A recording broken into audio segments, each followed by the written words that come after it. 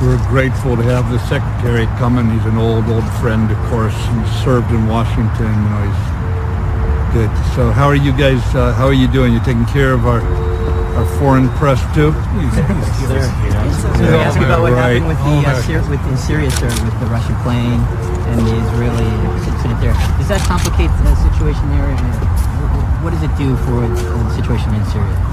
Yeah, I think it complicates the situation for the families of the Russians who died there. I think it complicates the situation between the regime and the Russians. It has no effect on us whatsoever, other than a reminder why we need to support the United Nations Special Envoy and end this thing. What about Idlib? Do you think that Idlib's all sorted now, or do you think it's? Do you think Idlib's been all sorted, or are you sort of skeptical there's really an agreement there? Idlib is one of the most complex problems in a complex theater right now. I'm quite sure it's not all sorted. But the State Department, going back to the Russians and the Syrians and the Iranians, the State Department has said that U.S. troops may stay there now in Syria until the Iranians leave. Military people tell us you have no different orders than ISIS, but can you help us understand what is going on? Are we looking at a new policy of staying in Syria till the Iranians leave, a new push to get the Iranians out of that area? We all saw what happened when ISIS came into Syria, came into Syria. We have been fighting them, and we've said all along we're there under the UN, the UN resolution, and we're going to defeat ISIS.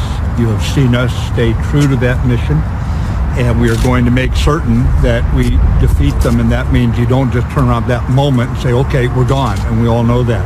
Now, what it actually equates to, the diplomats will have to figure that out, and we'll be working with them. As you know, our goal all along has been to ensure that the United Nations Special Envoy is supported in the Geneva process to end this and to set the conditions where ISIS cannot return. What that turns into on the ground is the same for us, the same policy right now we've been operating under, and whatever adaptations are necessary to ensure that ISIS doesn't come back the moment we defeat them.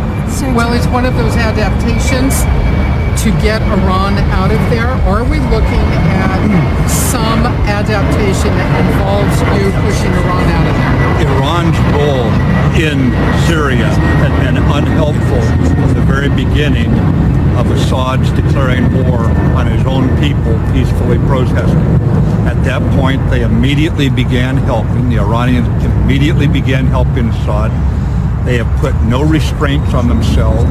They have given weapons, money, training, troops, everything to keep Assad in power and continue. So this is what the State Department and diplomats of the United Nations have got to work through. Sir, today President Trump and the Polish president suggested that there might be a new permanent U.S. base in Poland. What sort of options is the U.S. considering? Yeah, Poland, as you know, is a country that's not just looking to put 2% of GDP into their military, but even over that, as they lead the way in terms of setting an example of ensuring that NATO is robust and the deterrent is very, very clear to the Russians that enough is enough, as we've seen what the various things they've initiated against the democracies. So right now, Poland is offered as part of that buildup of military, I think it's upwards of $2 billion and basing for American troops. We are studying that with the Poles and our other allies right now. And that's where we're at right now. We're studying it and looking at ways that we can work together. The questions are many in there. As you know, it's not just about a base. It's about training ranges. It's about maintenance facilities at the base. All these kind of things. There's a host of details we've got to study alongside the Poles. So no decision's been made. We're studying it, and we're working together on that. On average, you came to talk to us a few weeks ago, and you said that joint patrols could be seen within weeks. But is Okay, there wait a any minute. I specifically said at that time, I never talked timelines. I thought within weeks the training would begin. But this is always complex. It is all going forward. The rules of engagement, I believe, have been completely ironed out.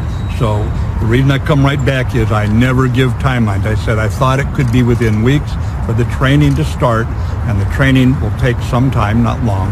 But you want to make certain you do something like this right. Remember, what you're dealing with now are various groups that are in competition with each other, are not under a centralized control, and these patrols, joint patrols now, are going to work in between on a line of contact. You can understand completely just how complex this is. So the training, I do expect the training to start soon.